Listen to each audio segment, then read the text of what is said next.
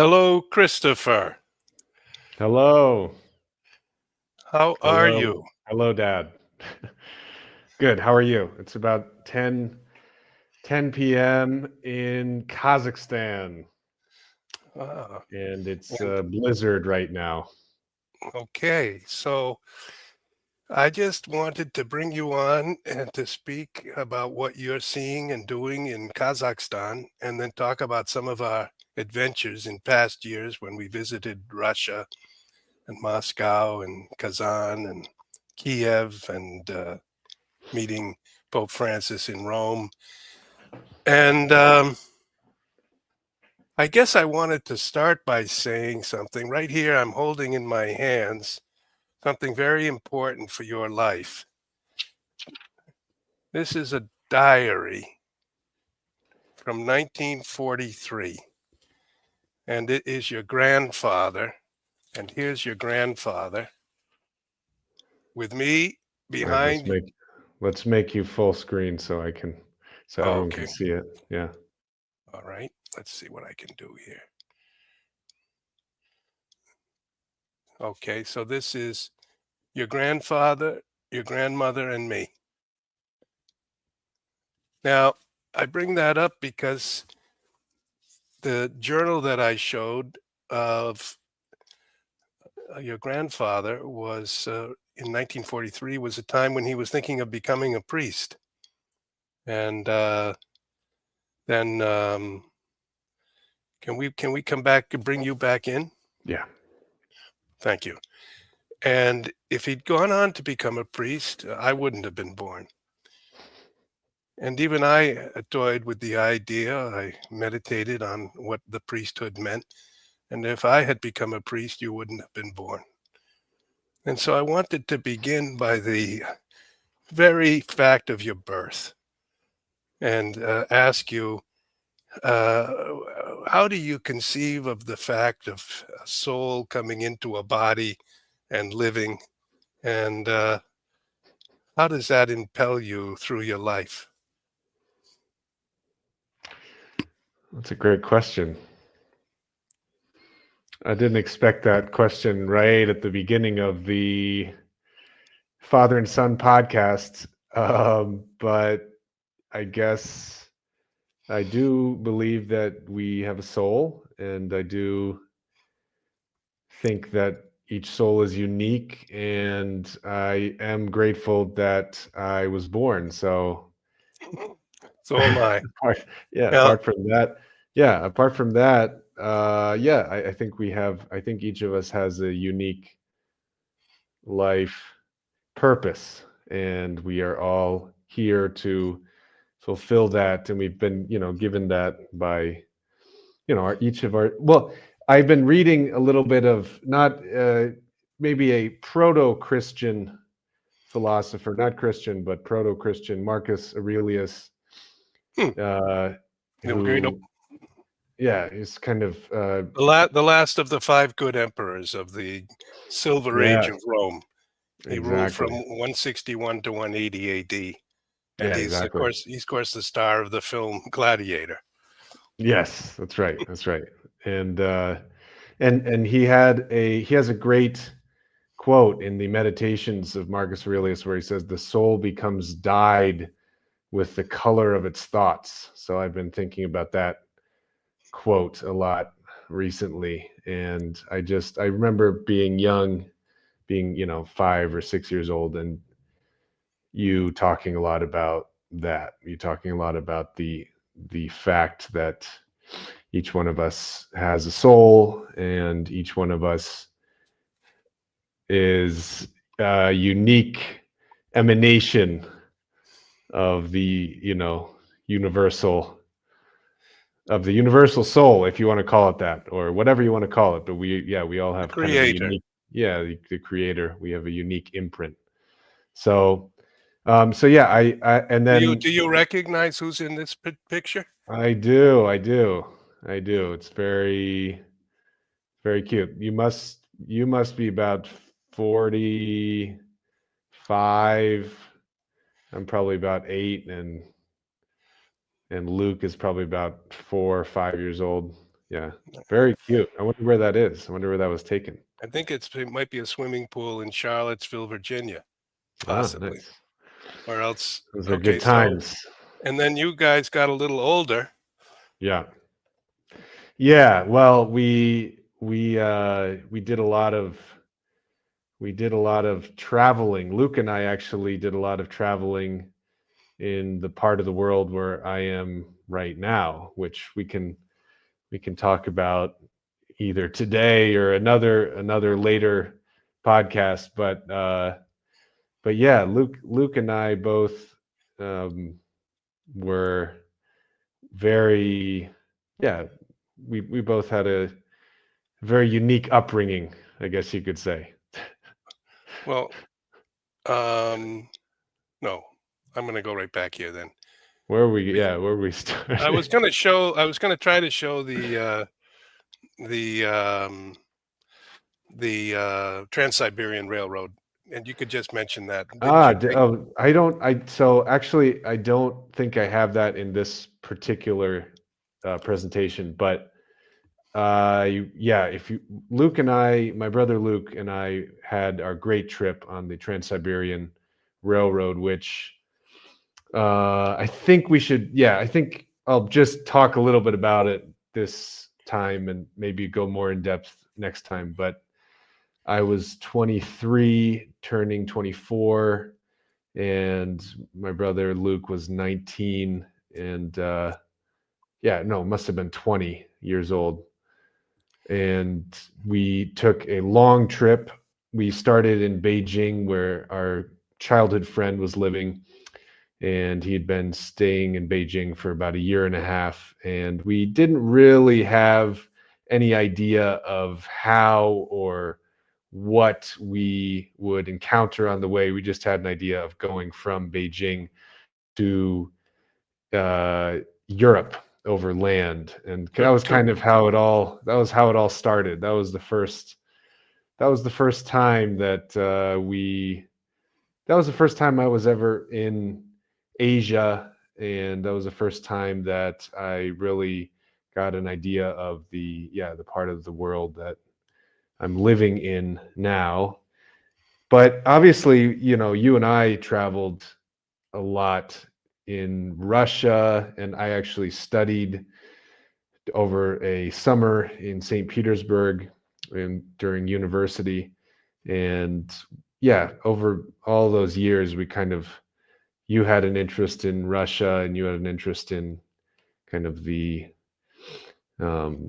unification, I guess, not necessarily unification, but the finding common ground with Orthodoxy and Russian culture and Western culture, and I also, because of that, probably I also developed a very deep interest in Russia, and then also in the kind of peripheral areas, as you might call it, of Russia, or Asia as a whole, and Central Asia in particular, which is where I am right now, where I'm speaking from right now. So all right. So yeah. let's talk about what you have prepared here Yeah, and about. but before we do that, I got the exact quote. It's the soul becomes dyed with the color of its thoughts. And then the other one that I really was resonating with in the last couple of days was another quote from Marcus Aurelius, where he says, "It is not death that a man should fear, but he should fear never beginning to live." Mm, So, with that in mind, I guess we go forth on this podcast journey. okay. Well, I do think that you are kind of recapitulating with your journey across Asia and from Beijing across the Trans-Siberian Railroad and all the way to Moscow and then down to Kiev and then down to Rome.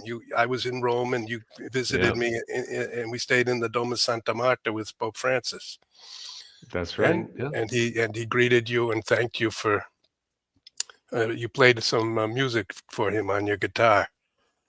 that's right. Yeah, we had a very close encounter with Pope Francis. Yeah, it was probably something a lot of people never get to experience, like that close of a conversation and encounter, and the chance to have actually even play music for him, even if it was just a few minutes. It was amazing.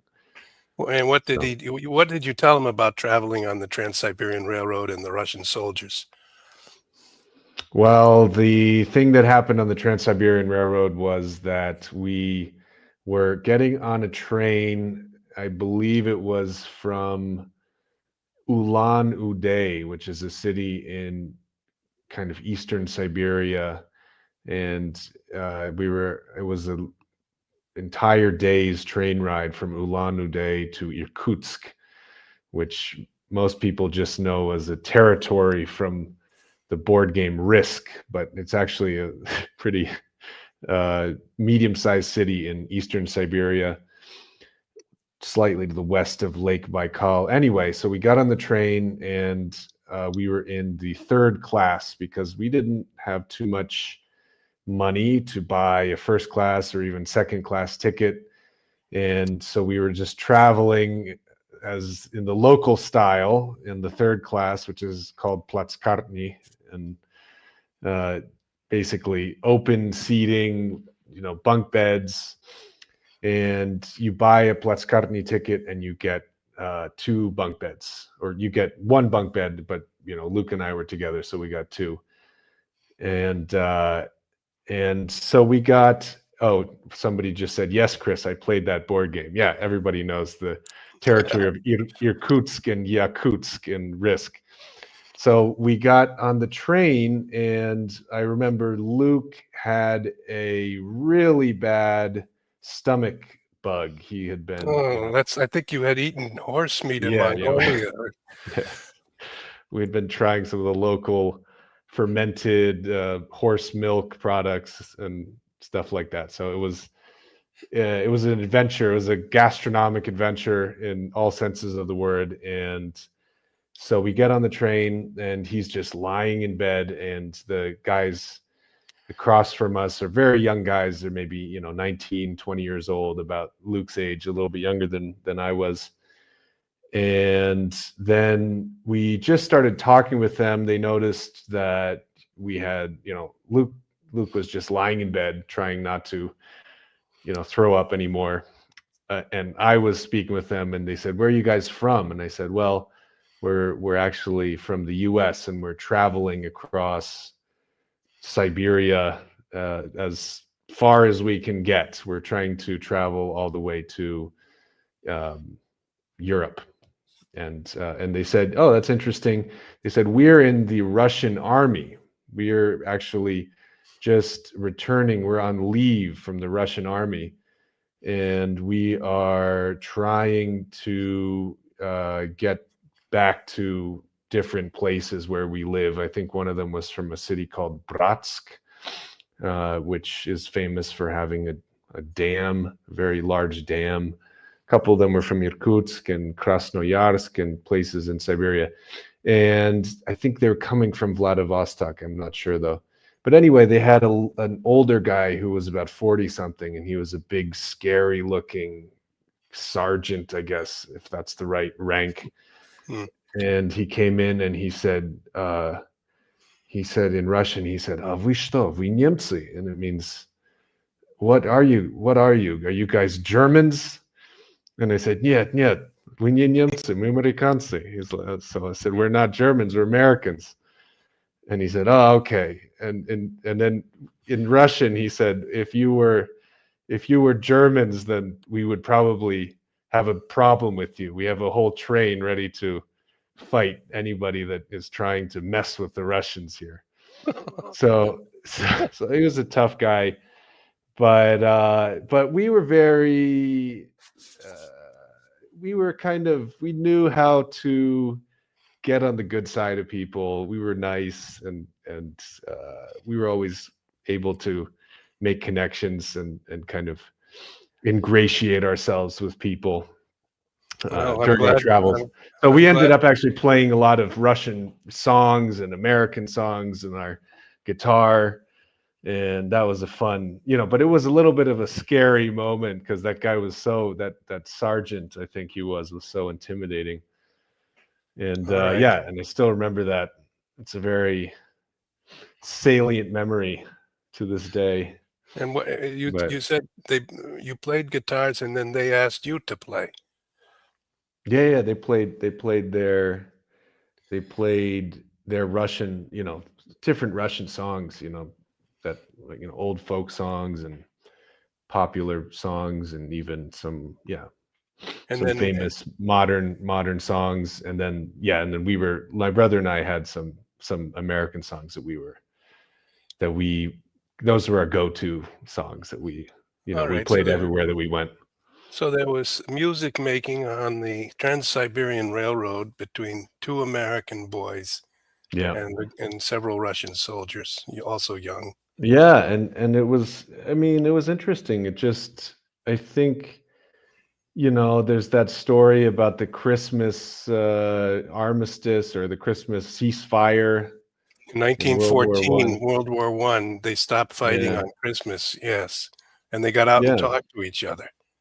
yeah. And I think that uh, it kind of shows. I mean, just little moments like that show you the true reality of the fact that we're all just kind of, on some level, we're all the same. We're all really, We're all like, there's human. no, yeah, we're all human. We're all, We're all mortal.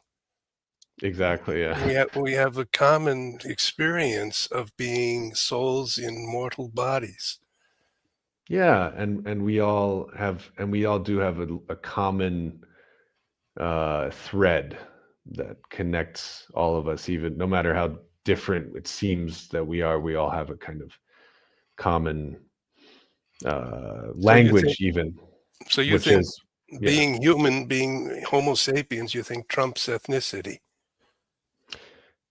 I don't know if it trumps ethnicity, because obviously there's so much in the world that is based on ethnic differences, ethnic conflicts, national conflicts, and I think that we have a long way to go before we uh, realize or put more emphasis on the fact on our commonalities.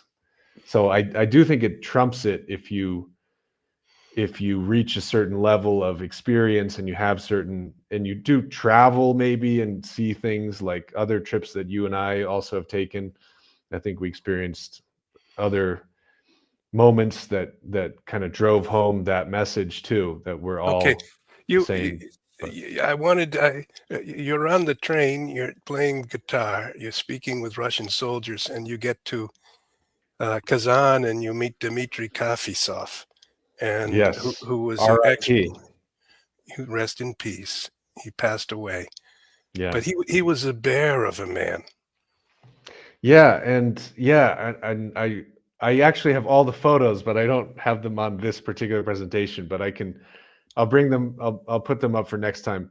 But yeah, he was a very interesting person. He was very nice to us. He paid for everything while we were there. Wow. Because Yeah, I told him to be nice to you. yeah. He was a great guy, and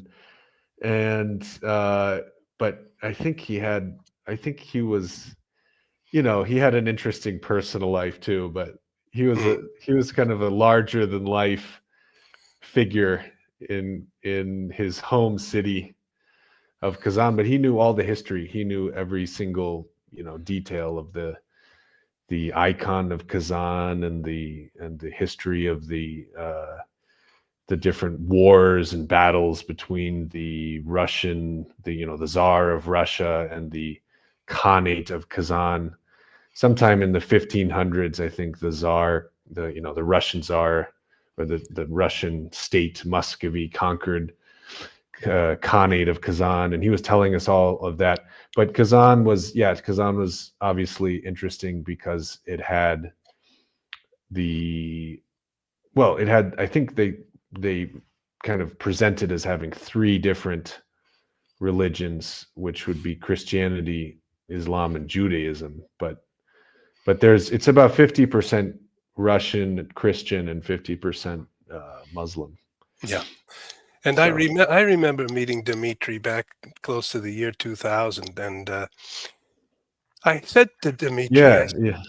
well, I said, You said that you walked across the city or something. It was like in a blizzard. You were walking and you met him. yeah, and we were talking, and actually, he said, have a have a vodka, a shot of vodka. I said, Yeah, I don't really tolerate it very well. He said, oh, come on. I said, what are yeah, you? Are you a man? yep. So, but, That's the and I said, listen, I noticed they said, what about your teeth? And, yeah. he had one tooth that was cut, I think, and another one. And his smile was the smile of a man who Just looked like missing a few teeth for sure. missing Yeah, a few teeth. yeah, yeah. And I said, what do you think? Possibly getting your teeth fixed? Is that something you can do here in Kazan? He said, oh, in Kazan is not necessary. Nah, yeah, yeah, And and I never forgot that. It's a kind of, I don't know if you call it primitive or if you call it humble or just peasant like, but we tend in the West to become so almost spoiled. And actually, we're going to get to that with the remarks of Alexander Solzhenitsyn, who said that, uh, hello? yeah. Oh, Hi. okay.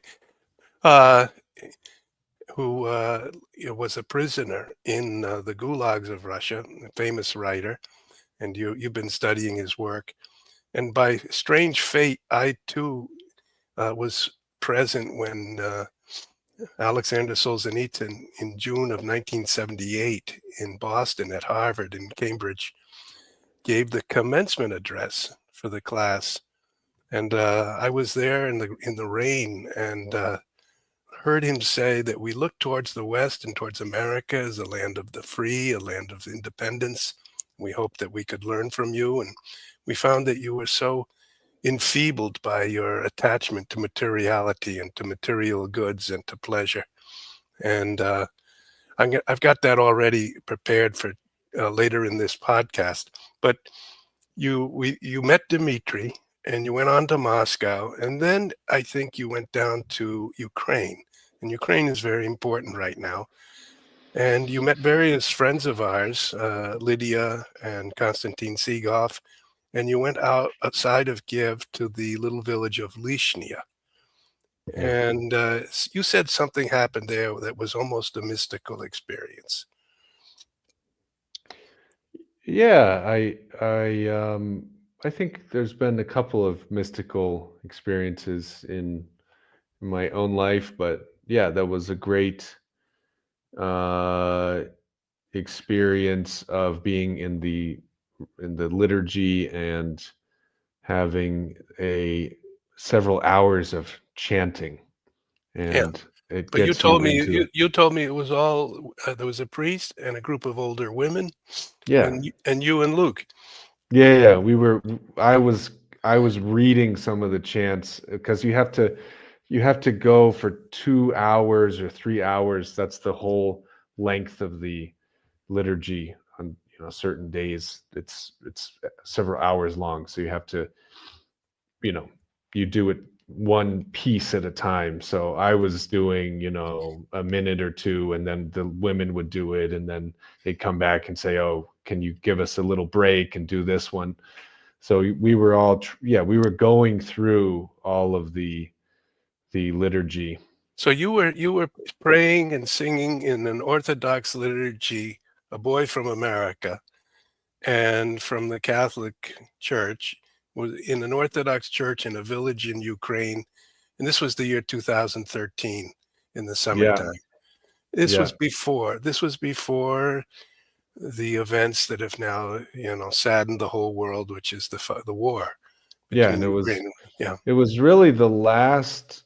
I'm not sure if yeah, it's probably the last summer or the last year that you could even take a train from Moscow to Kiev.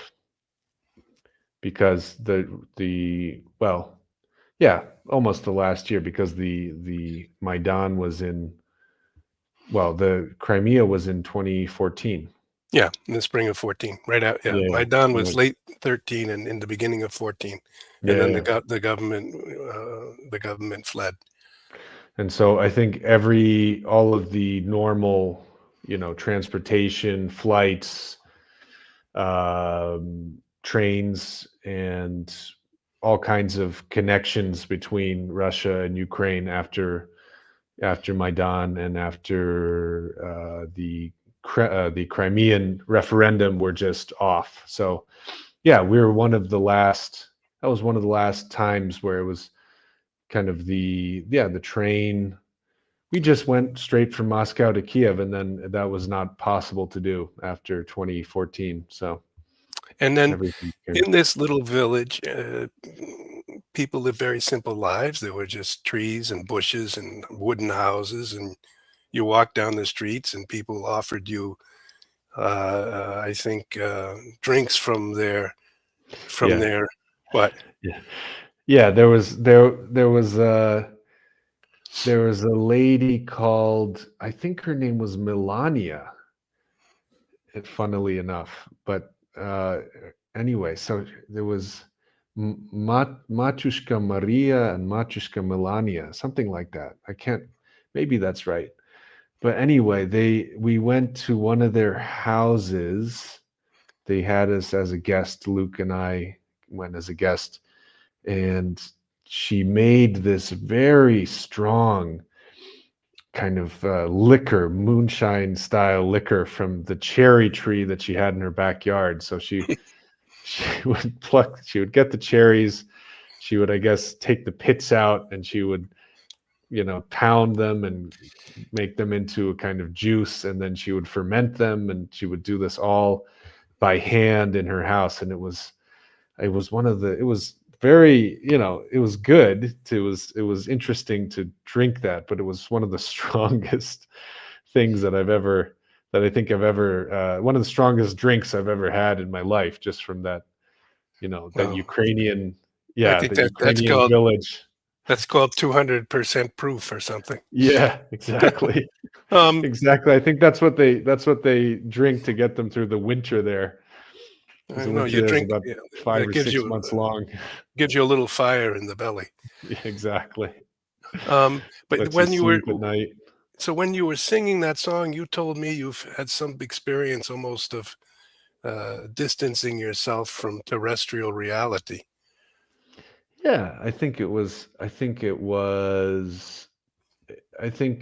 that I don't know exactly, how you can get into that state, but I felt like I was in a very um different state, a kind of a state, a non-ordinary state. I don't I It's tough to put it into words. I'd have to think more about how to put it into words, but I guess it was just like all of the chanting, hours and hours of chanting, and then the way that they treated us at the end, when even the priest was saying, these are our two, travelers that have come from such a long way, that it was almost like it was almost, there was a certain kind of element of mythical, uh journey of a, coming of age, in a way. That was the feeling. It was like on both a day-to-day ordinary level, but then something else is happening, like on a kind of spiritual or mythical level. And I kind of, that was my feeling. And that was a very, like, strong, powerful feeling, like I was getting, So he said, filled with a, yeah, so filled with he some said, type of spirit, from these people who are really, really kind and welcoming to us. okay, yeah, Saint I think Teresa says, comment, Saint Teresa says, you can't get yourself there, but God can bestow it upon you. Yeah, maybe that's something like that. so. You received a gift Yeah, in the yeah, in a village in Ukraine.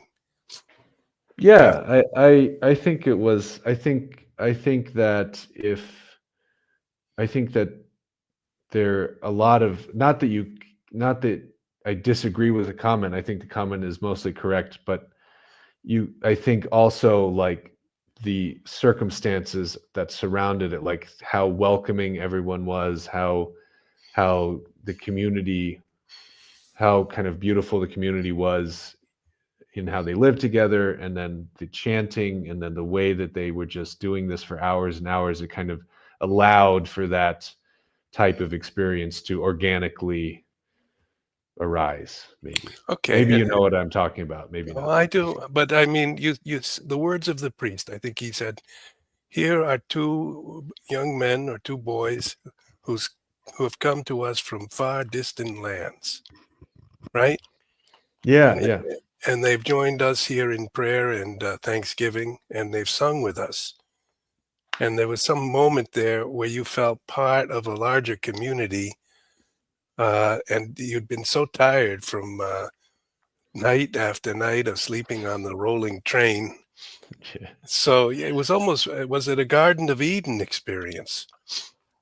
Yeah, maybe something like that. Yeah, it was just a, like, kind of a little bit of a rest for the weary, and yeah, and a feeling of, that feeling of just like almost being outside of the everyday stresses and the everyday decisions that we had to make every single day when we were traveling. It was almost a kind of feeling of being outside of that and being able to just Well, connect with something deeper than that. okay.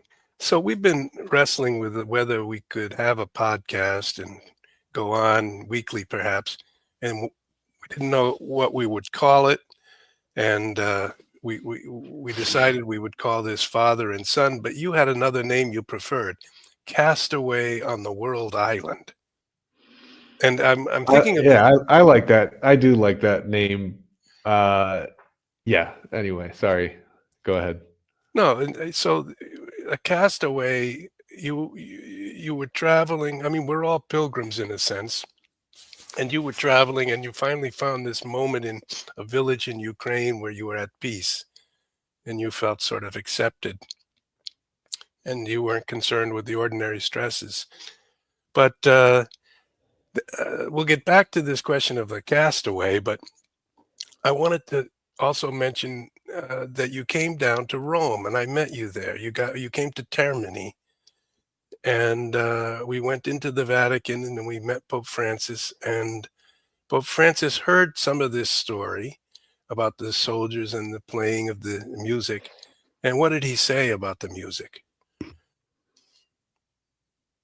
Mm, Well, I as I don't actually remember. I just remember that he said that. I remember that we did say that we were traveling in Mongolia, and he said, "Ah, pure Mongolia," like even Mongolia. right, Like he was but then interested in. He was interested in. he was going to Uh, travel there himself later. He did yeah, travel there yeah. finally. There was some. Yeah, there was some interest that he had about Russia as well. Like he was like he was very. He wanted to know more about the s- situation in Russia, especially like the religious situation, and yeah, but I don't exactly remember No, what he said. he said when music can bring people together, it's Oh, always an opportunity, and yeah. it's kind of a grace in a sense. Well, I think music is, in a way, it's everyone's common language, because you hear music and it doesn't, you understand it on some level, whether it's emotional or spiritual or whatever, but you do, without even ever studying music, or it's not like you learn music in the same, like, to understand a language, for example, how many years do you have to study? Like, who knows, 3 years, 5 years, however many years we study languages, finally we start to understand them.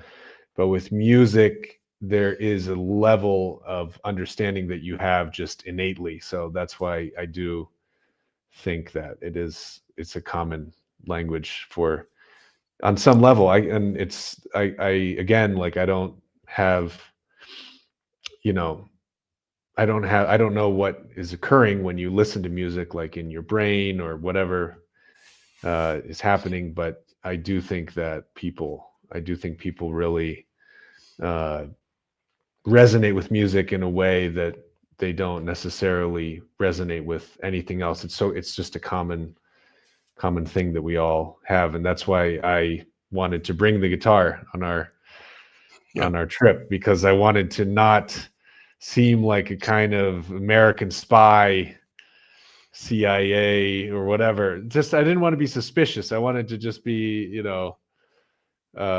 someone that could, maybe connect with people through music, or feel like people could feel like we're not so threatening to them because we're just a couple of young musicians traveling. That's beautiful. I was thinking that is actually what I've been trying to do with these concerts over the years that we've had. We Yeah. did Yeah, concerts with, I agree with that. Yeah. I met Hilarion, the now apparently in disgrace bishop who's in Budapest, but he was the foreign minister of the Russian Orthodox Church. And I met him in 1999 in Moscow on a cold winter's night when the Catholic cathedral was being reconsecrated after the Soviet time.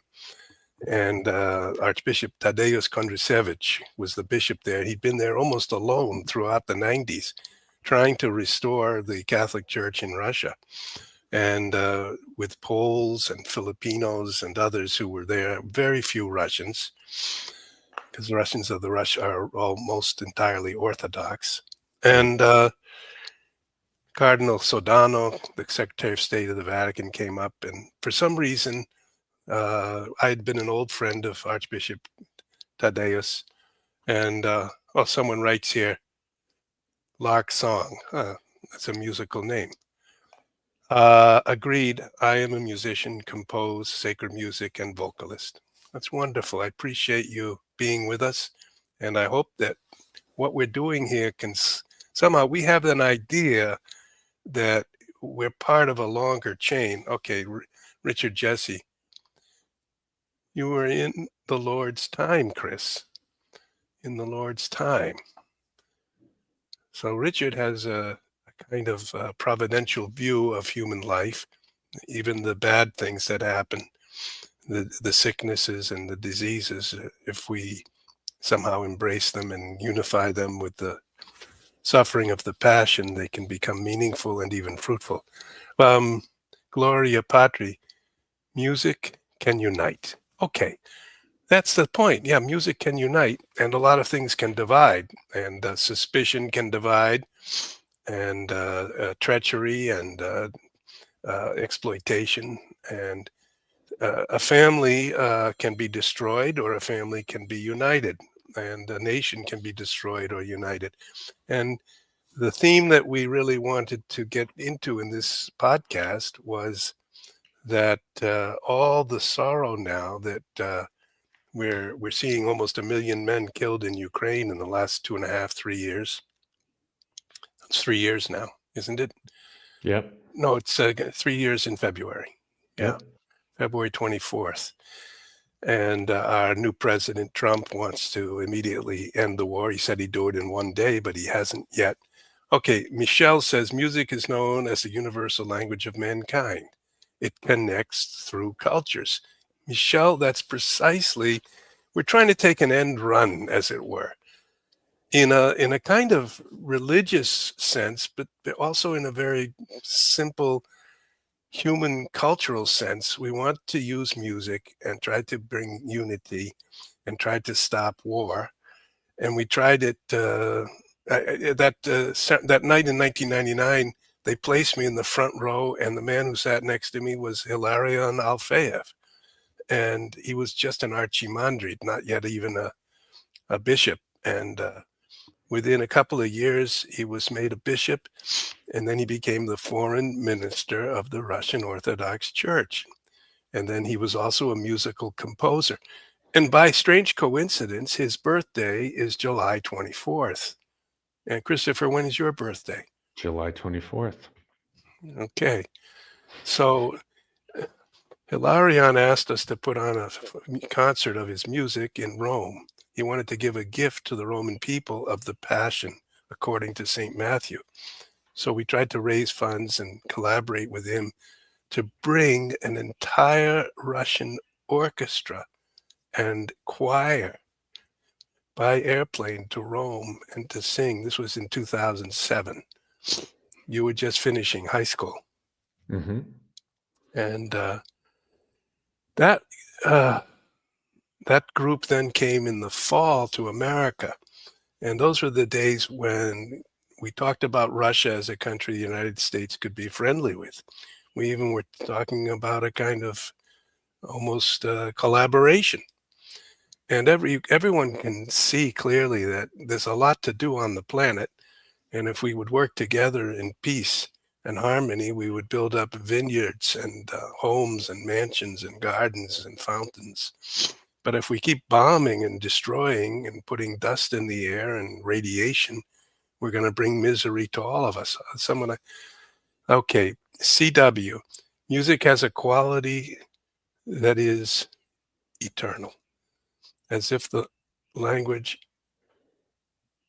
something, could you read this, Chris? Yeah. Music has a quality that is eternal, as if the language were something more, or as if the language were of something more than mankind, like angels. So, yeah. Okay. You know, I have a thought about that remark. Oh, it was another one. So many things. Are the Catholic Church growing in Russia? They are a little bit. Yes, they are. The Sisters of Mother Teresa of Calcutta have a house in Moscow. There's been a bishop who succeeded Kondrusevich named Paolo Pezzi, who is an Italian member of Communion and Liberation. He's a friend of ours. And I saw him during the synod in Rome in October, 2 or 3 months ago. And he said, "How are you doing?" And he said, "How's your son, Christopher?" Because he remembers meeting you, Chris. So, and he's got little groups in Moscow of Catholics that he ministers to as a pastor to. And there's 3 other bishops in Russia. One is in Saratov, one is in Novosibirsk, and I guess the other one in St. Petersburg, or is it somewhere else? But so there are 4 bishops. There's Catholics Probably St. Petersburg, no? We can probably, check. yeah. I apologize if sometimes we don't have the exact precision, but we can always study. And so I just wanted to say that orchestra and choir came to America, and we had concerts in the National Shrine in Washington, D.C., of a second piece of music by Hilarion called Christmas Oratorio. And the refrain was "Glory to God in the highest." What's that in Russian? Slava Vishnu. Slava. I can't remember, but it I don't was want to say. I don't want to get it wrong. I don't. I'm not certain what it is. glory Slava to would be glory. glory to God in the highest. Yeah. And when we announced that concert, they had a minister from Russia, a minister of education from the government, Putin's government, and he spoke from the pulpit at the National Shrine. And we also had this on EWTN on live television. Mm. And the minister said, "We are very pleased that we've been invited here to America to honor the birth of our Lord." It was Christmas time. It was December 17th. And my father, your There's one grandfather. bishop of. Sorry to interrupt. There's one bishop of Irkutsk also. Ah, okay. Yeah. Okay. So your grandfather called me up, my father, and said, "Bob, I think you may be onto something." He said, "We don't have a government minister in America who would speak openly about the Lord, our Lord, at Christmas time. But you have brought a minister from Russia who says that in the National Shrine." And he'd watched everything from Connecticut on EWTN live. And we went up to New York. We had a concert in New York, and we went up to Boston and Cambridge and Memorial Hall at Harvard. We had a concert there. We had other concerts in Rome, and the years went by, and we thought we were getting closer and closer to collaboration, discussion, meals together, friendship, and then we thought we might draw toward unity. But now for 10 years, the thing has gone the other direction. Could you read this, Christopher? Michelle says it would be wonderful if those concerts were recorded or filmed to share with the world. I think they are available. I think they're on the internet somewhere, but let's you and I try to reconstitute everything that we did, and we'll put them all in one place in the next few days. Thank you, Michelle. By the way, it would be great if you do like what we're doing. We're just launching. This is our first time ever doing this. And if you put a like, that would be very helpful. And if you would tell others about it, we've got about 100 people watching us now. So it's a tiny little effort that we're making.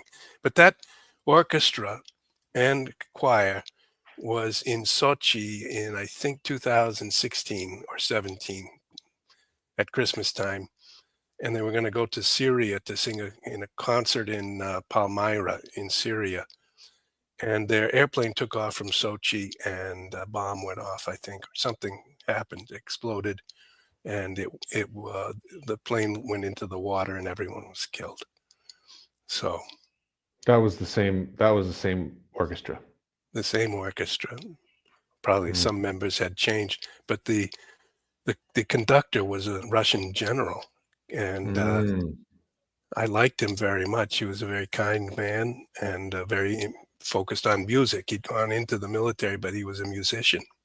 Yeah. And I think of him often and lament the fact of his passing. So I have to 1 second. I heard that I heard your supper. What did you do? No, I got to take this because I'll be right back, and then I'll tell you what's happening. I'll come right back. Okay. So Christopher is, I think, I think he's getting a supper, a late supper. But I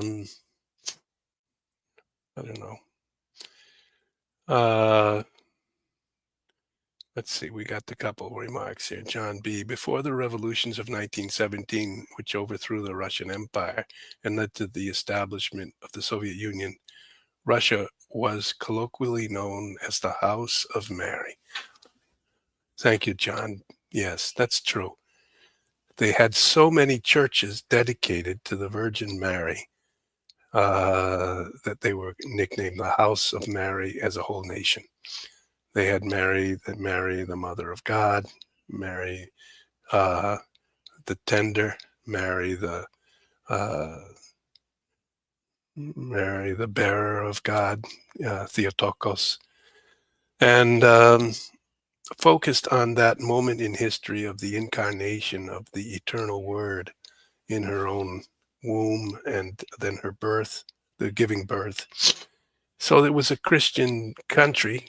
It was a very human country, and there were all sorts of forces there and tensions. But they used to call it, in fact, Holy Russia. So if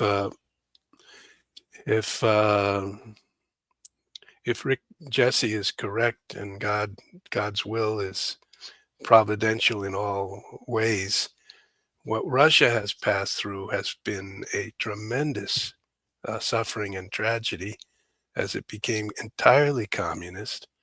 Everyone with religious faith was persecuted, and that went for 70 years, actually about 72, to 1918 to 1991. The Soviet Union dissolved on Christmas Day, 1991. So it's really 73 years. It's almost like the 70 years of captivity in Babylon, or the 70 years of the Avignon captivity in the Catholic Church. And here's Christopher. What I miss? Just talking about the 20th century and someone had written a comment saying that Russia had so many churches dedicated to Mary that it was called itself the House of Mary. And Our Lady of Kazan, there's a comment. Is Chris familiar with Our Lady of Kazan? Yes. Yes. That was what Dmitry Kafizov was always talking about. Our Lady of So, Kazan, but I don't want to get the story wrong. I just remember that they were a girl told them to. A girl was kept saying that she was having a vision of a woman who was telling her to dig somewhere in in the ashes of a burnt and ruined church. Yeah. And this was in, I think it was 1579. And this was during that war that you spoke of Yeah, between it would have been right after the kind of conquest or the defeat of the Khanate of Kazan by the the Orthodox Tsar. Muscovy, yeah, by the Yeah. Orthodox Tsar of Russia. And they dug, they said, no, that's nonsense. We're not going to dig in that place just because the voice told you to do that. And then the voice and the woman came back and said it again. And she said, no, we should dig there. And they said again, no, we're not going to do it. And then finally, someone decided to dig, and they found the icon, I think, Yeah. buried in the ground, if I'm They not could mistaken. just a certain moment, actually, I think there was a little light coming from under the ashes. It's happening Ah, so often. It's a question of light, mhm. like the light that St. Paul saw and that blinded him. But That was how the whole thing got started, with your trips to Russia.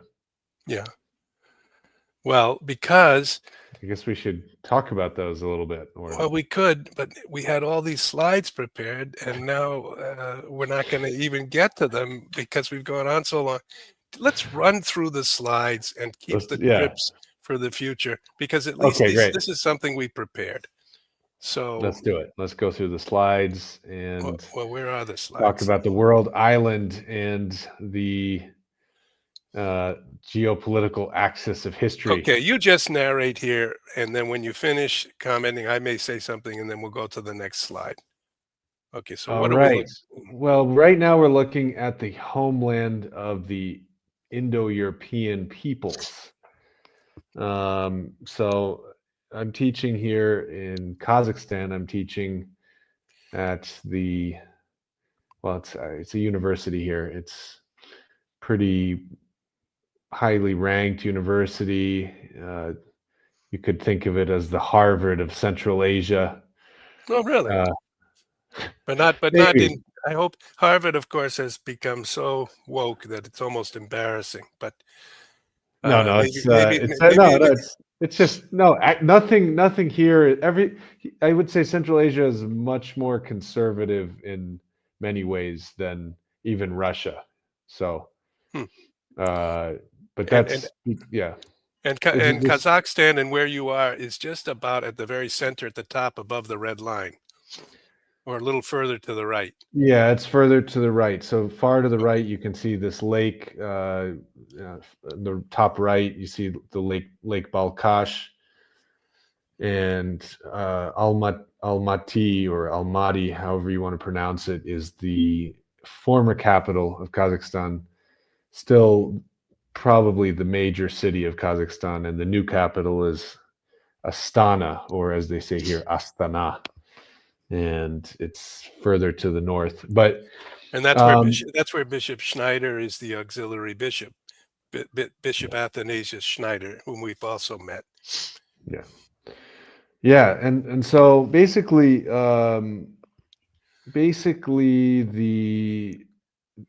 some of these slides are taken from a linguistics class that I taught last semester.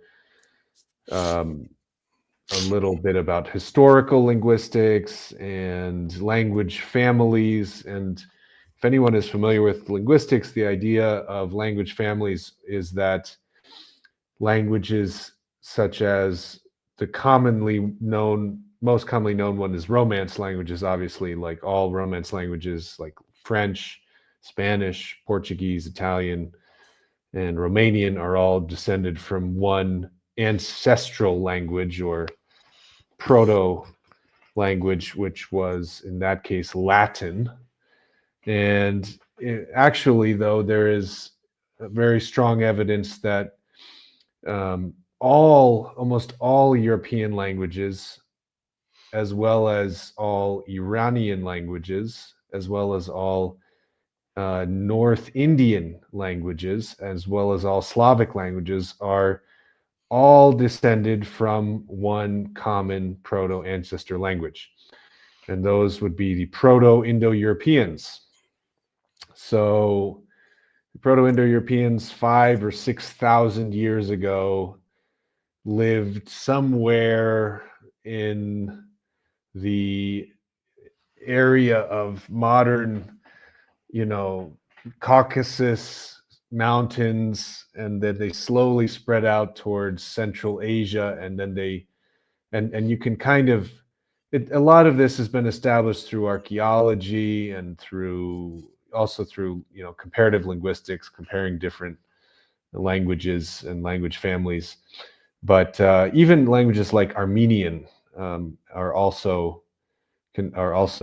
pretty strongly proven to be Indo-European, just because of their lexicon, their grammar, and just similarities that they have with other, ancient Indo-European languages. But anyway, all of the Indo-European or Proto-Indo-European groups were the original peoples that lived on the steppes of Central Asia. So like the Scythians or the Scythians, who were kind of they were the original horseback warriors, and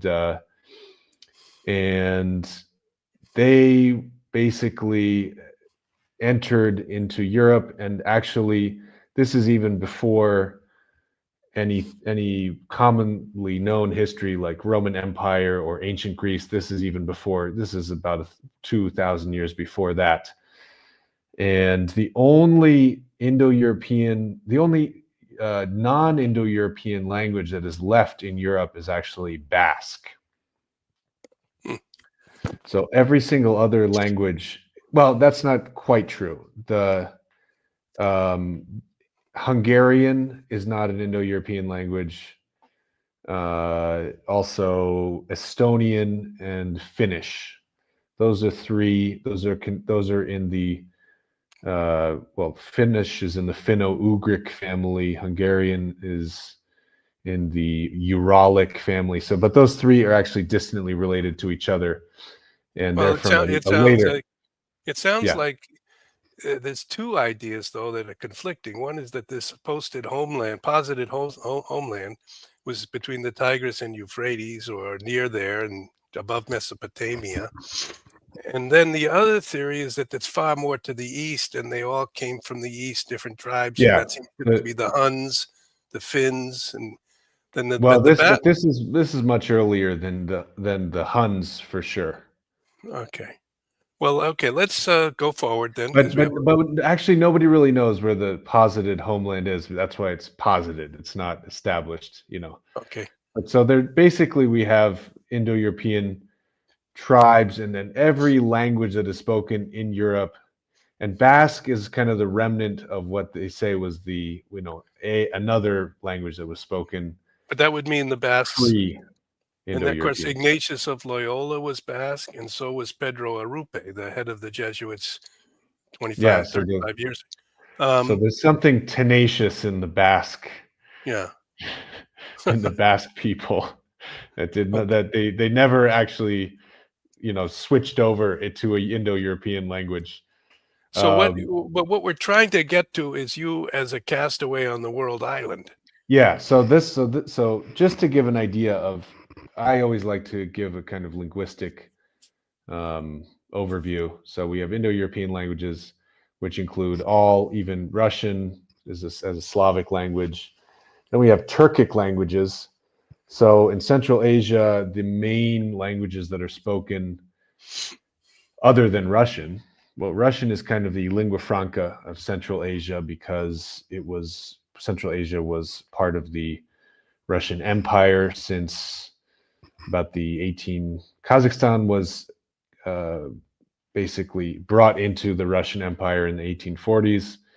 And then the area that's now Uzbekistan, Turkmenistan, Kyrgyzstan, and Tajikistan was slowly brought in the 1860s, 1870s. And the Turkic languages are probably more, their original homeland was somewhere around Siberia, where you can see these little purple areas. And a lot of the Turkic languages spread with the armies of the Mongols, Genghis Khan. Well, then So that's what you hear in the street. You hear a mix of Russian and Turkic languages in Central Asia. Okay, so this Kazakh is where you are, this green area in the middle. Yes, and you're over on almost the right corner there, beyond that lake. And yeah, to the south of the lake. Yeah. Okay, yeah. So you're near Kyrgyzstan. Yes, and, exactly. Yeah. So and all of these languages are fairly, all the Central Asian Turkic languages are fairly similar to one another. They would be something like, Italian and Spanish or something. Sorry. Okay, here is now. And then the so that's the linguistic background of this area where I am, and then the historical background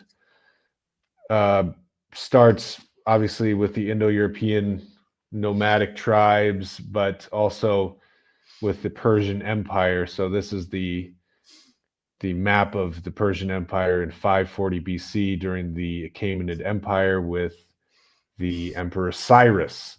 So Cyrus is probably best known because of his freeing of the Israelites or the Jews at that time, and he let them return to Israel. But actually, this Cyrus has another part of his story which isn't really known, which is actually how he died. So Cyrus, there's a story of the Masagatai tribes, and the Masagatai tribes, if you go back, they lived a little bit to the north of Bactria, in this area to the east of the Caspian Sea. And Cyrus wanted to expand his empire even further. He wanted to expand into Central Asia. And the Masagatai were a tribe that were ruled by a Queen Tomiris, I guess. I'm not sure how you would even say it in English. Tomiris, maybe. And he offered to have her become one of his wives. So he said, you can become one of my wives, and we will protect, your people, and your people will become a part of the Achaemenid, the Persian Empire. I guess he asked the wrong question. Yeah, so she said, no, thanks. I'm not interested in that. And he said, okay, well, either you become one of my wives or I invade Central Asia, I invade the steppe area with my armies. And the steppe, and in that time, it's also called Transoxiana because there's two rivers. There's the Oxus River, which is in the south, and there's the Jaxartes River in the north. Anyway, but those were the names given by the Greeks. So it's called Transoxiana, which is this area of the Silk Road.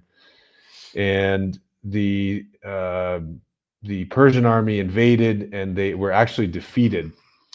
And this has become a kind of new legend, even in modern times, for the Kazakh nation building project. They kind of all claim now to be descendants of these tough steppe warriors who stood up to the imperial power of the Persian emperor And in the So what? end, So yes. yeah, in the end, and when the Persian army was defeated in this invasion of Transoxiana and the steppe areas, they actually captured Cyrus and they cut off his head. And this is a famous painting by Peter Paul Rubens.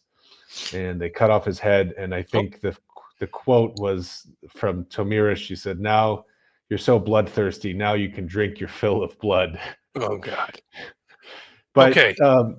there's actually, there's that's a very common name even in Kazakhstan, Tomiris or whatever. It's a very All right. common. Well, you just be So very these, careful. Be careful, Chris. yeah. Okay.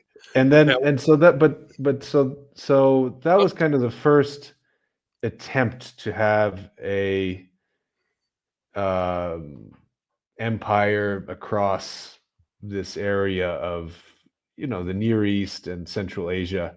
And then after that, the most successful attempt probably was the empire of Alexander the Great. So this is Alexander the Great, 200 years after Cyrus. The first one was 540 BC, and this is we're both clicking it, and this is 323 BC. And Alexander the Great, again, I think it's small, but if you look, you can see the Masagatai in the area of the Aral Sea to the east, and then the Saka tribe. So these were all still Indo-European tribes speaking Indo-European languages. And then Alexander the Great basically expanded his empire all the way to the mountain range of the Hindu Kush. So the central mountain range basically, if I look out my window, I see the beginning of this huge mountain range that goes all the way from southern Kazakhstan all the way down to India. And it's, the tallest mountains in the world. They're all connected. So from here, the mountains that I can see go all the way, maybe more than 1,000 miles to the south, and they connect to the Himalayas eventually.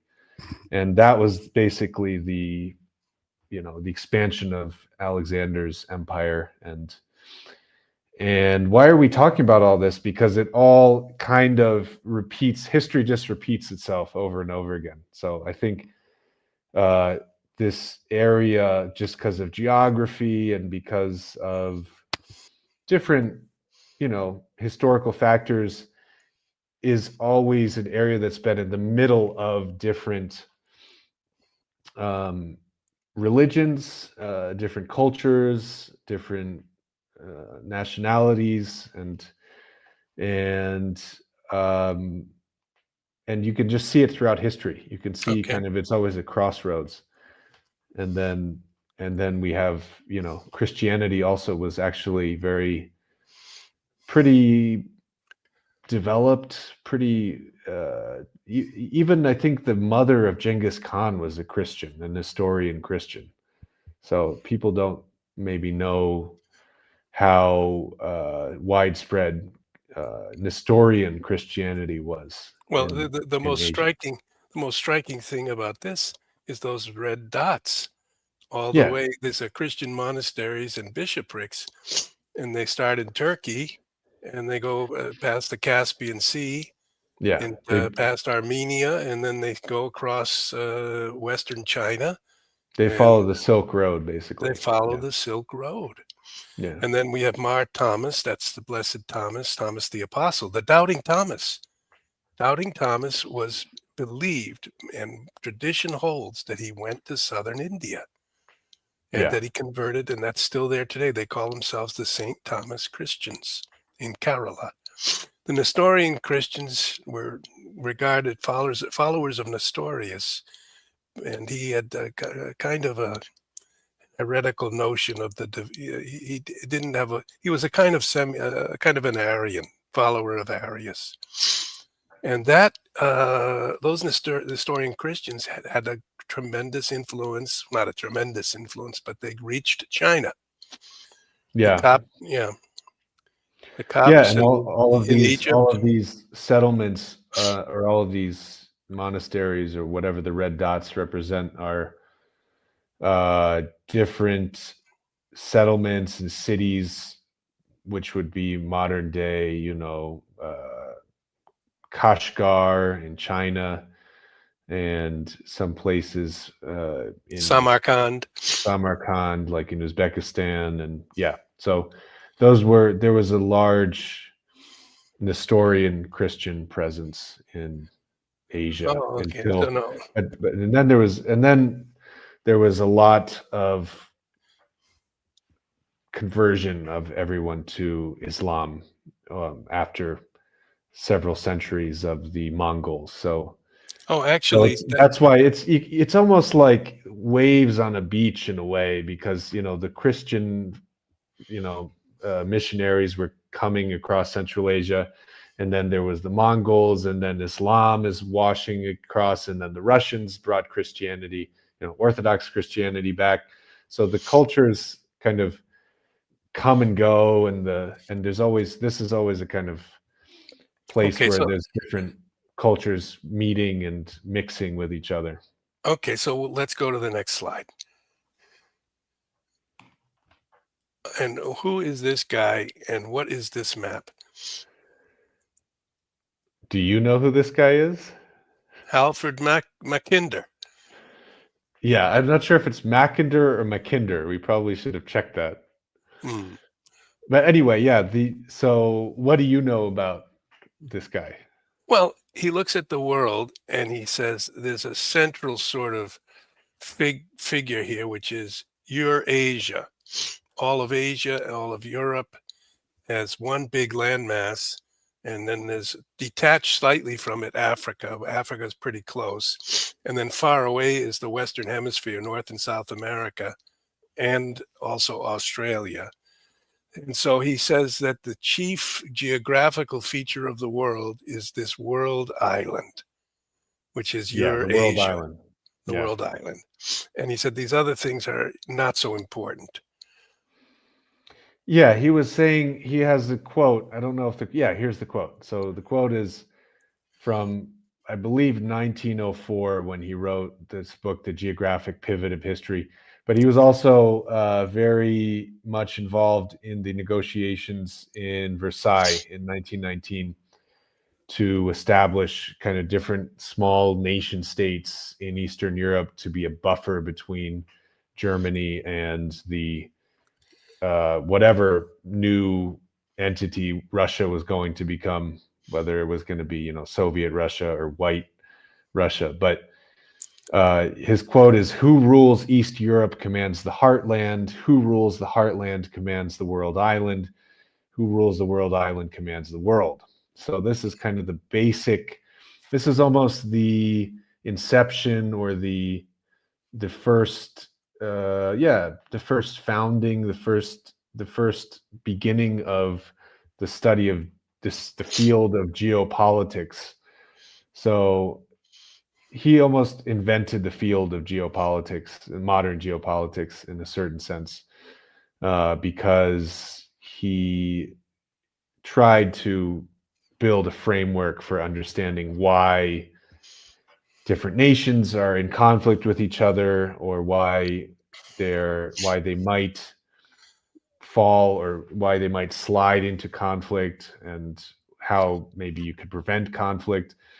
But yeah, so this is an interesting map. What do we have here on the map?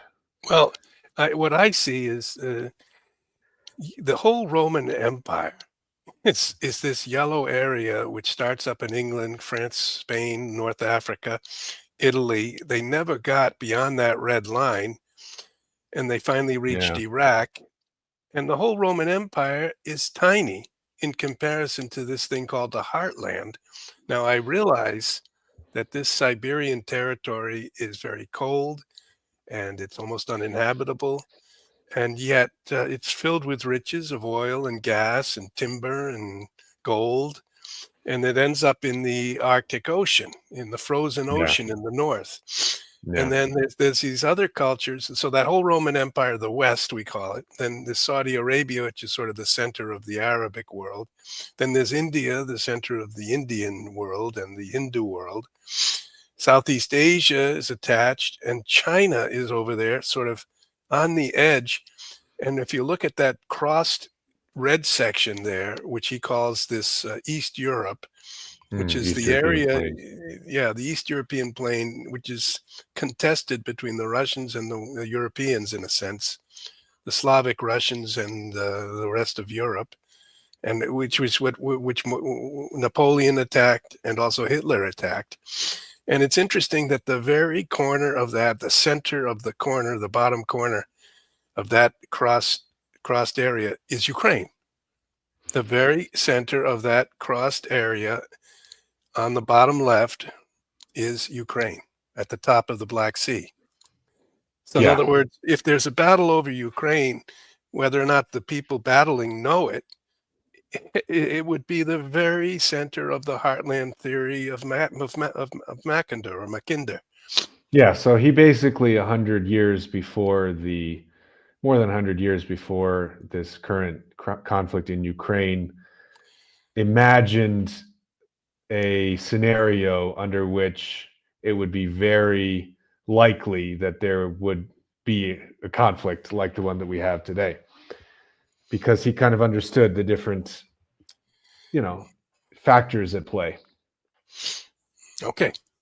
So I mean, it's just a theory, and yeah, I agree with you. There's some kind of there's some issues with the theory, because there is a lot of this heartland area is just cold, mountainous, and uninhabitable, but it does allow, like, Mackinder said that a state that is able to control this area will become kind of a world dominating state. And there's a quote that I wanted to read also, if I can find it. So he was worried in a sense about the emergence of Russia or the Russian Empire or even the Soviet Union or whatever it would become. He was worried that it would actually dominate the British Empire, because he believed very deeply in the British Empire, and he was, I think, in Parliament or something. He was maybe maybe in the military, but he certainly served in Parliament and was a big believer in the British system and how they should limit the Soviet, or how they should limit the Russian state. And it was all part of the Great Game, which was this kind of 19th century conflict between, not conflict, but competition between the worldwide British Empire and the Russian Empire. And so another quote from Halford Mackinder was, "What if the great continent, or the whole world island," which he means Eurasia, "were at some future time to become a single and united base of sea power? Would not the other insular bases be outbuilt as regards ships, and outmanned as regards seamen? Their fleets would no doubt fight with all the heroism begotten of their histories, but the end would be fated." So all that is to say that he said anybody that is able to just control this Eurasian landmass will be able to control the world, because anywhere else that would be a competitor to the dominant power in the Eurasian landmass would not be able to compete with them. Okay, so that's I think what is happening in modern times, when the times that we're living in. That explains a lot of the conflict that we see today. Okay, let's look at the next. We have a great quote too. Someone says, "America sort of feels like an afterthought." Well, we can talk about that. What is America?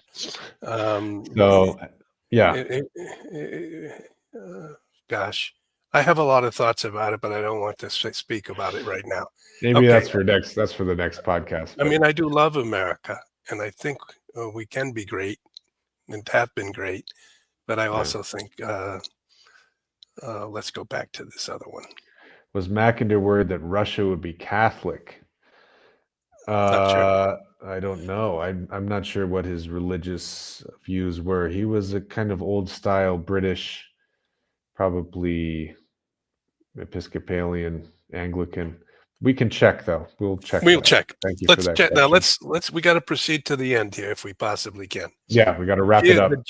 The geographic pivot of history. So here we have 5 of the main cities in the Soviet Union or former Russian Empire.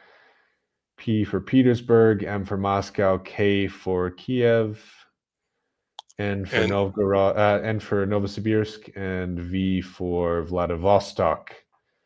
so actually, And so yeah, Russia and the Soviet Union included that V over there on the far right in Asia and all yeah, that yellow territory north of yeah, Japan. yeah, So the heartland was all under their control, as it were, but they didn't control Iran and yeah, and and Afghanistan is that at the bottom there. Afghanistan is that land in between Pakistan. From India, you go to Pakistan, Pakistan to Iran, and just above between those two is Afghanistan. And you are yeah, located somewhere at the bottom of that big, under almost directly under the N, but down close to the yellow. yeah, exactly. And the reason why Mackinder became so influential was because the fear was that Russia would become so dominant through its control of the heartland that it would challenge British power, which was located, mostly in India, South Asia, and a little bit, in Southeast Asia, Hong Kong. So the British idea or strategy, more or less, was to try to control this rimland area because Russia was in control of the heartland and to kind Okay. of challenge Russia. And that was what the Great Game was all about. So here we have the Russian expansion in Asia. Expansion in Siberia was very quick. It was rapid. It was about 150 years. A lot of this area in Siberia is not very densely populated. So these were the Cossack traders and Cossack bands that were just pushing, looking for furs and things to trade. And they finally reached and that's even some communities in Alaska were founded by Russian, Cossack traders and explorers. And that's in the 1600s still. So Mm. in the 1600s, they were traveling all the way to Eastern Siberia and even Alaska. And then Alexander the First, you see Alexander the First, there was the wars various wars in the Caucasus. So Caucasian wars, there's a lot of books Where by, Georgia and Azerbaijan are over there on yeah, the left, exactly, lower left. the yellow. So there's, Those are the first years when the United States was fighting the war with Great Britain, yeah, and War of 1812. and And just also, yeah, well, the United first States was quarter of also the mm, expanding to the west with, yes. Andrew Jackson.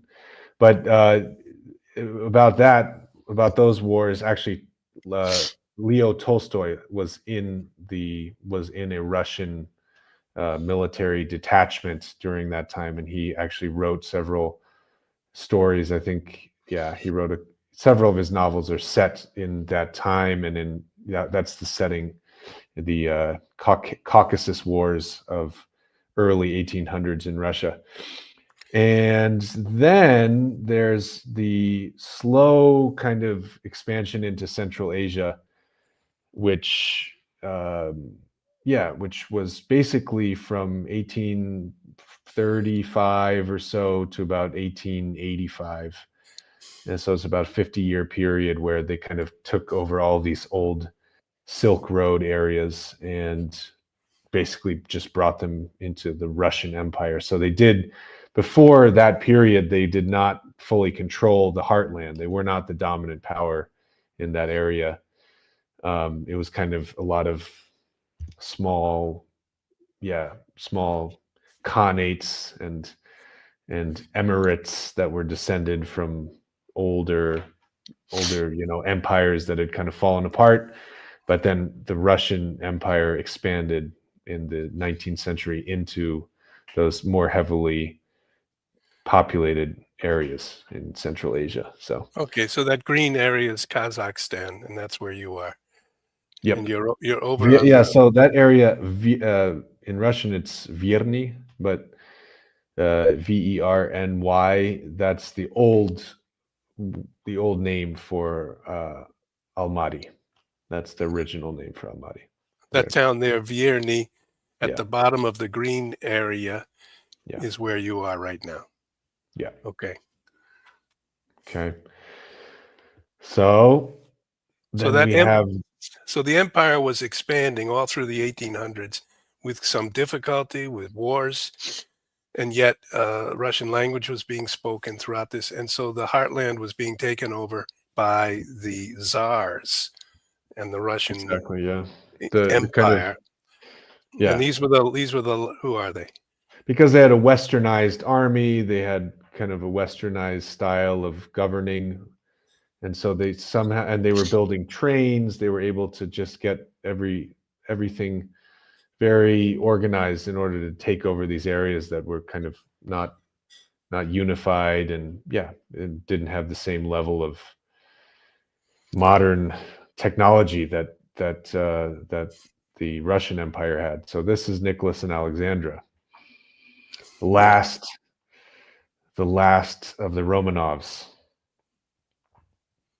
who we've actually been to the place that they were executed. And that is another story that we need to tell, but probably the best for another time. But Okay. So, but what do you have to say? she was German. She was German, and she was a granddaughter of Queen Victoria of England, by the way. Yeah, And they were all this kind of cousins, together. and they were all related So to each what we other. really have is a family, a European series of noble families that were connected and then fought each other and then were all eliminated. Yeah, And the eliminating force for the Russians was this next man. Lenin. So so Lenin, basically from 1917 to 1924, he was basically establishing trying to put the former Russian Empire back together with Trotsky. And this is a picture of Lenin, I guess, in St. Petersburg giving a speech. You know, Chris, there's a lot we could say about that too, but no, we could, but I just have a personal anecdote. In Kazan, I met a person who said that my grandmother was here when Lenin lived in Kazan. He was studying at the University of Kazan. And yeah, she he said was there was some, Ulyanov. So he's actually part Tatar. I could be mistaken. But he's not fully Russian. Like Ulyanov is kind of non-Russian surname. So then this lady said that her grandmother had heard someone knocking on her door and opened the door. It was Lenin. And Lenin came in and said, we were having a protest, and now the Tsar's policemen are coming to arrest us and send us to the gulag. And he said, can you hide me? And so she hid him, and he was not arrested at that time. Oh, during the time when they were probably would have been the rounding up. early 1900s. But I can go back and look at the exact date. But for the Russians, all these events are very close and very personal. So it says, I'm reading Ilya Ulyanov was from a family of former serfs. His father's ethnicity remains unclear, with suggestions that he was of Russian, Chuvash, Mordvin, or Kalmyk ancestry. And Kalmyk is actually related to the Mongols. Kalmyks are a Mongol tribe that ended up far to the west, and there's still Kalmyk people today. They're in Russia, southern Russia, to the west of the Caspian Sea, near former Stalingrad, actually, which is now Volgograd. So he has different mixed ancestry, and he also has possible, I think, Jewish ancestry on his mother's side. But so yeah, he's from an area of Russia that is not, the prototypical Moscow, St. Petersburg, or even anywhere of the kind of Golden Ring area near Moscow. He actually was born far to the east in this area of, I think it's near Tatarstan. So there's the area of Ulyanovsk, which is a town or city in Russia, which was then named after him later. So it's a very kind of out of the way part of Russia. It's not somewhere where you would expect a future leader to be born. So Well, there's much more we could say about how he arrived. It was yeah, the German authorities who wanted Russia out of the First World War, who found Lenin and Trotsky and others in Switzerland and said, "We will put you on a train and we'll get you to St. Petersburg if you'll start a revolution." So they passed all through Germany. I think there's an anecdote, don't know if it's true. The Germans said, "We'll agree, but only if you accept that the doors will be locked as long as you're in Germany." They didn't want them to get out and start a revolution in Germany. And they went to St. Petersburg and they started the revolution in October of 1917. In that same month, there were the final apparition in Fatima, Portugal. So, and in the miracle of the sun. And in the so what messages, was yeah, oh, sorry to interrupt you. no, just the messages in the Fatima apparitions to those three shepherd children, Lucia, Jacinta, and Francisco, were summarized in the phrase, "In the end, my immaculate heart shall triumph. Russia shall be converted, and a period of peace will be granted to the world." So for years ago, I thought this is the key. The conversion of Russia will be the key to peace in the world. But then there's a lot of variables in the conversion, since the Russian Orthodox are very proud. They think that the Catholics have become unchristian in some ways. So the conversion, originally, I thought it was precisely conversion to Rome. But as life has passed by, I start to think the issue is still further complicated by some of the suffering and confusion of the Catholic Church itself. And all of this will be, I think, somehow resolved with some conversion of Russia and then a period of peace in the world. Yeah. So we have a question. What was Lenin's given name? Lenin's given name was Vladimir Ilyich Ulyanov. Ilyich would be son of Ilya, and Ulyanov was his family name. So yeah, Vladimir. Ulyanov, yeah, would be his, yeah, and Ulyanov is not classic Russian family name. So there's so many little ethnic groups in the Russian Empire, especially when you get far enough east of Moscow, that they're not really ethnic Slavs, but they're Russified over many, centuries of being part of the Russian Empire. But a lot of them are actually, related to, the Finns. So there's the whole Finno-Ugric group that I talked about before, like Finns, Estonians, and a lot of Eastern small nationalities in the Russian you know, in the Russian nation are actually, they're not Slavic, but they're Finnic or Finno-Ugric, and so Lenin is partly from one of those, possibly from one of those small national ethnic groups. Okay, yeah, we got to kind of wrap it up soon, but Okay, yeah. Okay, let's go 5 minutes more. We'll try to. sure. This is a remarkable thing about Russia is that these are churches. They celebrate liturgies here. They proclaim the words of consecration, and the Eucharist is celebrated in these churches. But this is inside the Kremlin. This looks like, yeah, I think this is the Kremlin. I'm not 100% sure, but yeah, Yeah, I inside think the that's the Kremlin they wall. have, That's the long wall of the Kremlin there in the front. And they yeah, have five. They have five churches inside the Kremlin. And of course, yeah, Kremlin just means fortress. And so there's Kremlins in other cities in Russia. yes, yeah, And in that's true. in Russian, Kazan there is too. it's pronounced Kreml. Yeah, Kreml, Kreml. Okay, Trying to, that's yeah. okay. This is a nice shot of And then, Red Square and the yeah, tomb. we had a comment that was saying they said, I believe that Lenin's body was preserved, and that comment is correct. I think, Dad, have you been inside this tomb? Not inside the tomb, no. I have actually. Really?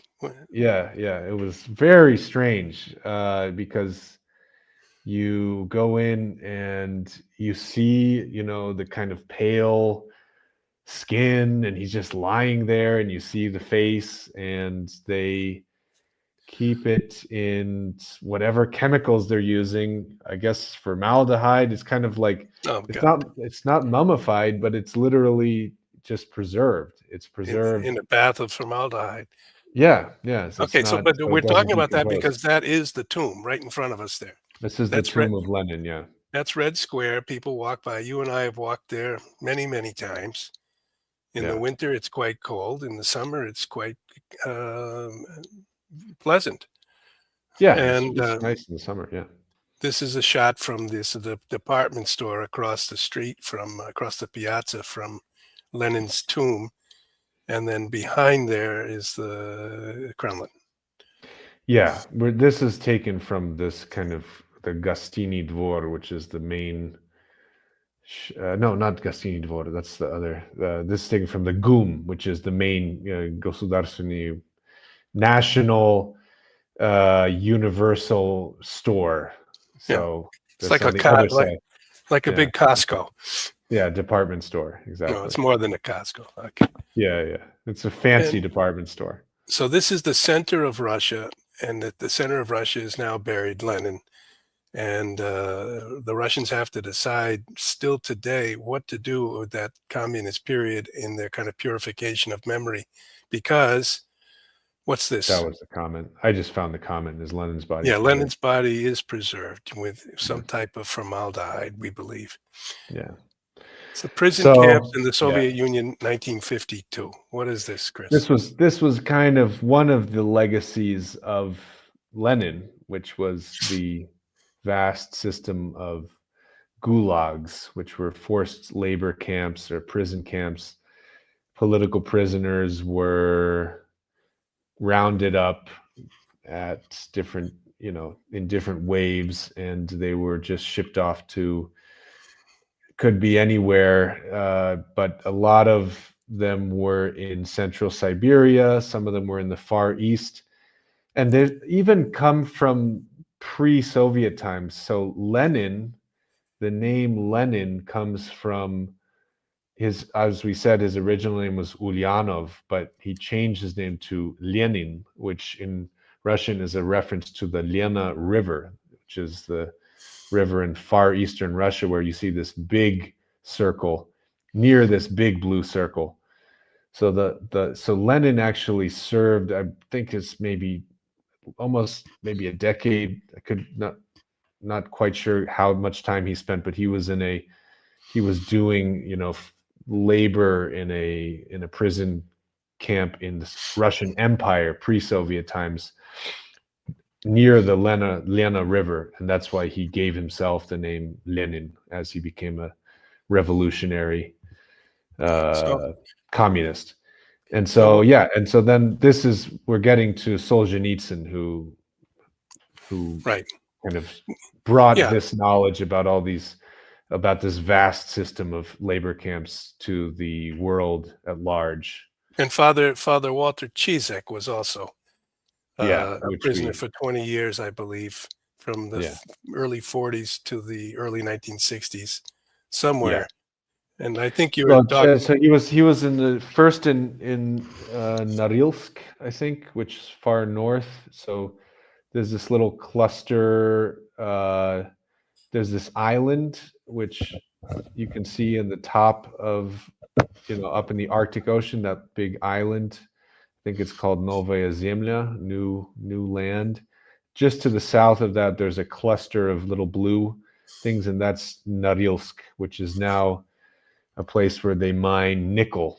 They mine a lot of the world's nickel there. So Norilsk Nickel is a big Russian company, and so yeah, Father Walter Cizek was American, um, yeah, political prisoner who was captured in Russia and sent to live for uh, many years in Norilsk, far north Russia, and then he was moved to Abakan, which is this other area in south central Siberia, right in the center there. And then there's many camps also in Kazakhstan too, several camps. yeah, So okay. So there's a lot of information. That's why we'll have to get into it next time. yeah, well, we'll wrap this up. This man is Solzhenitsyn. Alexander Fyodor Solzhenitsyn, Solzhenitsyn. Yeah. and he was in prison for many years, and then he was exiled. He was such an effective, famous writer, and he started to write about his experiences that they said we're going to deport him. Yeah. And he got a little house in Vermont and at Harvard College in 1978, I think June 8th, he gave a talk at the commencement, a rainy day. And in that talk, he said, "We hoped in the West." And I'm sorry, I hit the wrong button. I've got a copy of the talk, but Oh, you want to bring that up? I could do so. Maybe we save it for next time. Or you want to show a few seconds of it? Just one second. This is Yeah. this. Do you see this? This is Solzhenitsyn about to give his address, the commencement speech at Harvard University, June 8th, 1978. And by strange fate, I was there that day. And I remember being very impressed by this Russian guy Hmm. who spoke in Russian here. He's about to go to the podium. And this Looks long young. speech, he was young at that time. Yeah. Hmm. And then I've somewhere in here, I thought I had selected some text. Where is it? Nope. I guess um, he says here, okay, talks about, it's a wonderful speech actually. And I'd like to go through it in another, he's talking about humanism and its consequences. What he basically said, uh, Loss of he's, will. That's interesting. Yet no weapons, no matter how powerful. Go up. well, you can, but I No, wanted to wait. I just, just want to. where, I just wanted to read the thing about the loss of will. I thought that was very interesting. yeah. Well, that's what he says. He's very critical of the No West. weapons, no matter how powerful, can help the West until it overcomes its loss of willpower. In a state of psychological weakness, weapons even become a burden for the capitulating side. To defend oneself, one must also be ready to die. There is little such readiness in a society raised in the cult of material well-being. Well, what he's Nothing is saying left in is the he's state but saying he's warning confessions, us. He's attempts to warning us gain that, time, and betrayal. yeah, he's saying the West should be very aware that the Soviets are dangerous. He's been Yeah. released from a prison in Russia and he comes to the West and he says, I expected to find a country fairly strong and prosperous and also courageous, but I found a culture that was a cult raised in a cult of material well-being. Hmm. And he this is what he says. This is his analysis finally. How has this unfavorable relation of forces come about? How did the West decline from its triumphal march to its present debility?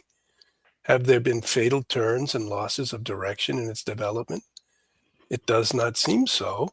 The West kept advancing steadily in accordance with its proclaimed social intentions, hand in hand with a dazzling progress in technology. And all of a sudden, it found itself in its present state of weakness. Then he says, this is the final conclusion here, right here. This means that the mistake must be at the root, at the very foundation of thought in modern times. I refer to the prevailing Western view of the world, which was born in the Renaissance and has found political expression since the Age of Enlightenment, the late 1700s, French Revolution. It became the basis for political and social doctrine and could be called rationalistic humanism or humanistic autonomy, the proclaimed and practiced autonomy of man from any higher force above him. It could also be called anthropocentricity, with man seen as the center of all. So he's really saying secular humanism. And he's saying this is what has led to the danger of the West being completely defeated. So, do we have anything else to show? Let me think. We can go through a couple comments.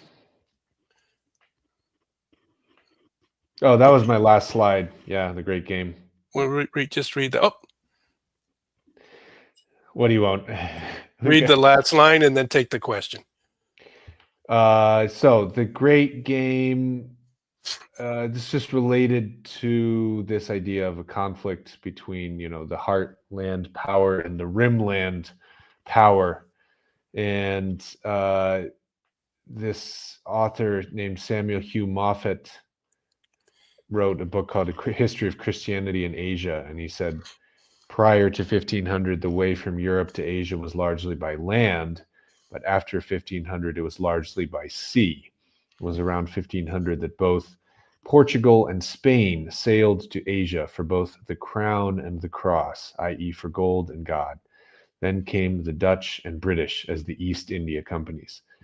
So this is, I think, just on a kind of even basic economic level, it was kind of inevitable for Russia or whatever central power on the landmass of Eurasia to be in conflict with the power that is kind of controlling the sea around Eurasia, which I mean, Solzhenitsyn is talking about it on the kind of spiritual, philosophical level, and then that type of quote is kind of laying it out on a more economic or more political level. But I think it is at least the conflict that we're witnessing now is a conflict on multiple levels, and you have to understand it on multiple levels.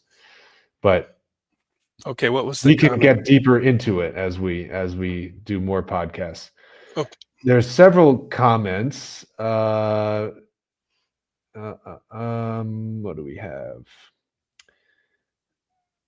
Really happy to see a lovely conversation between father and son. Thanks. Netflix has a new movie on the Romanovs. Fascinating. Oh, we didn't really explain. We actually were present at the 100th anniversary of their assassination in the place where they were assassinated. 100 years later, they died on the 18th of July, 1918. They were assassinated in the basement of a building in Ekaterinburg. And we went back to that place and we were invited to be present, actually by the Russian Orthodox, by Patriarch Kirill himself. Yeah. And we had a small group. There was how many, 10 or 12 of us. And I think we were the only Americans there. And there were 100,000 Russians. And they were remembering the execution of the Tsar, his wife, and their 5 children. And they said they were very grateful that we had come. Yeah. We'll have to, but there's many things we can still discuss in future podcasts. Yeah. What is Chris's favorite place that he's traveled to? Great question. Ukraine is really close to my heart because of this particular experience that I was talking about, but also a couple of other times that, Dad and I traveled there a couple of times. I don't even know. I've been there several times, but it was really, it is close to, I feel a really nice connection to it. And I've felt very devastated, not just kind of on a, level of being sad that people are dying, but also having a kind of more personal connection when all of these events with the war started to happen. So I would say, Ukraine is one. Also Mongolia. Hmm. So Mongolia was a very interesting you're place. not really, most people would say the Bahamas or something like that. Well, no, and then I don't want to leave out Costa Rica. Costa Rica I love too. Oh, Those are my top 3. So I can't give a favorite, but I'll give 3 places. Ukraine, Mongolia, and Costa Rica. Those are my 3. all right. Then I guess we have to wrap this up. Is there another question or can we go? Yeah, let's see. We got 1 or 2 more.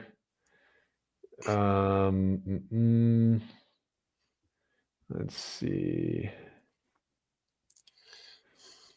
Father Chizek was in Lubyanka for 5 years. Interesting. Yeah, that's true also. Richard Jesse, solitary in Lubyanka. Oh boy.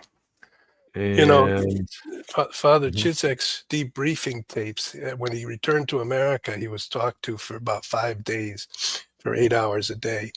Those are available at the Georgetown Archive Library, Georgetown University. And you and I listened to some of those tapes, and we were very impressed with Father Chizek. I think there could be a book there, Chris. Yeah, he actually speaks with a slight Russian accent because he hasn't spoken English in decades. I think, and then there was a question. Oh, there was a comment of Jim Bertrand. One of the classic blunders of history: never start a land war in Asia. Just ask Napoleon. Well, and then last comment: the Nestorians were the first Christians in China. Yeah. Thank you, Edward. Yes. That's it. So, I mean, so many. We touched on a lot of things. Thank you guys for all the comments, though. It was great to read them all, and we didn't even get to all of them, but it was. We can. I would like to next time, if there's interest in it, I'd like to go into some of the experiences that we had while traveling, and just discuss that a little bit too, like specific things, like the Ekaterinburg thing. Okay, and I guess it's in our hearts that there should possibly be peace. And it's almost become politically incorrect to desire peace because we're now becoming, ever more warlike, apparently. And I do hope that President Trump, there's Christopher. You know where that is, Chris? It's in California in just about the year 2000 in Santa Cruz on the roller coaster at the beach. The boardwalk. And that's your brother Luke with his hair flying back. Yeah. You seem calm, and he's man. So All right. Well, on that note, okay, in the hope of peace and the hope of children in the future having a world at peace, we dedicated this podcast to deeper understanding of that region where there's now a war, and we would like to contribute to the peace process. We'll be trying to bring on other people in the future who are from Russia, who are from Ukraine, who are from the Vatican, and do whatever small part we can to try to help this hope of peace. agreed. Thank you, Chris. Thank you. And thanks everybody for listening. And can't wait to see you next time. Goodbye from Kazakhstan.